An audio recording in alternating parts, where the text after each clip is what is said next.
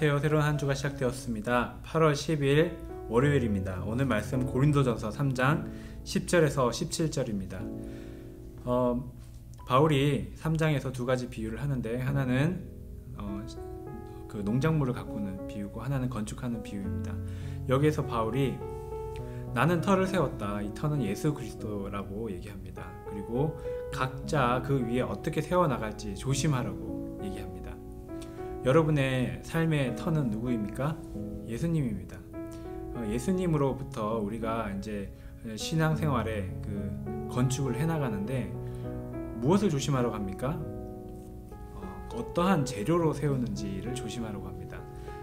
바울이 말하는 재료는 금이나 은이나 보석, 나무, 집 이런 다양한 재료가 있는데 왜 조심해야 하냐면 공적을 시험하실 때가 온다는 거예요. 공적을 시험하실 때 나무나 풀이나 짚으로 세워진 집은 다 타버리는 것처럼 그 사람의 신앙은 흔적 없이 헛것이 된다는 것입니다. 네, 내가 오랫동안 신앙생활을 했는데 어떤 시험이 왔을 때 무너지고 넘어지고 신앙이 전혀 없는 사람처럼 행동하는 것을 보면 그것은 공적이 무너진 거예요. 그렇기 때문에 내가 억울할 수 있죠. 나도 열심히 신앙생활을 해왔지만 소용이 없다는 것입니다. 그런데 어떤 분은 신앙생활을 해왔는데 더딘 것 같은데 뭔가 변화가 별로 없는 것 같은데 어떤 시험이 와도 흔들리지 않는 분이 있습니다. 그런 분은 하나님께서 상이 있다. 공적이 흔들리지 않았기 때문에. 그런데 바울이 이때에 무엇의 차이를 얘기합니까? 재료의 차이가 있다라고 얘기합니다. 금이나 은이나 보석 또 나무나 집 이 재료는 비유고 상징입니다. 그래서 명확하게 이것이 무슨 뜻인지 밝혀주지는 않습니다. 하지만 우리가 여러 가지로 짐작할 수 있죠. 첫 번째로 나무나 짚이나 이런 풀 같은 거 금방 탈 것으로 세워지는 그 집은 임시적인 거고 임기응변적인 신앙생활을 말합니다.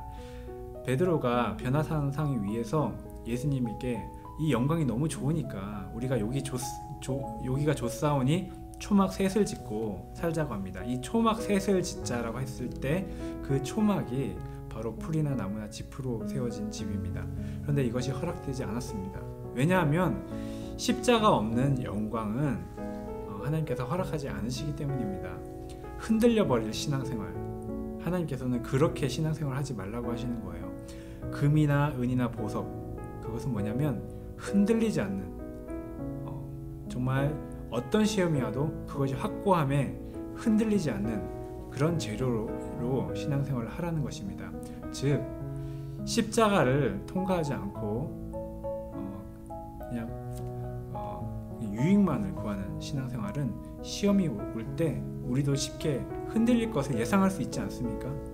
그런데 주님 앞에 어떤 대가라도 다 치르고 주님을 따라가겠다라는 각오로 그런 십자가를 지는 신앙생활, 그 신앙생활은 성령님께서 그 생활 가운데 역사하셔서 성령의 열매 맺게 하십니다. 변함없는 그런 신앙생활이 되도록 하시는 것이죠. 어떤 시험이 와도 흔들리지 않는.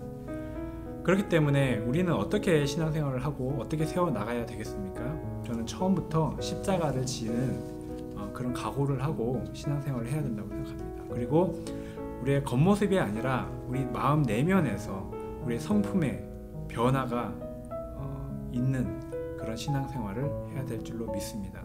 그렇게 값진 재료로, 비싼 재료로, 물론 보석을 찾으려면 땅속 깊이 들어가야 되고 보물을 찾으려면 쉽게 찾을 수 없습니다. 나무나 짚은 어디서나 구할 수 있죠. 그런 것처럼 이런 재료로 신앙생활을 한다는 것은 쉽지 않겠지만 그렇게 우리가 신앙생활을 하나님 앞에 이런 귀한 것으로 쌓아져 나갈 때 하나님 앞에 상이 있을 줄 믿습니다. 어떤 시험이 와도 흔들리지 않는 타버리지 않는 그런 공적을 쌓는 우리 성도님들 되시기를 축복합니다.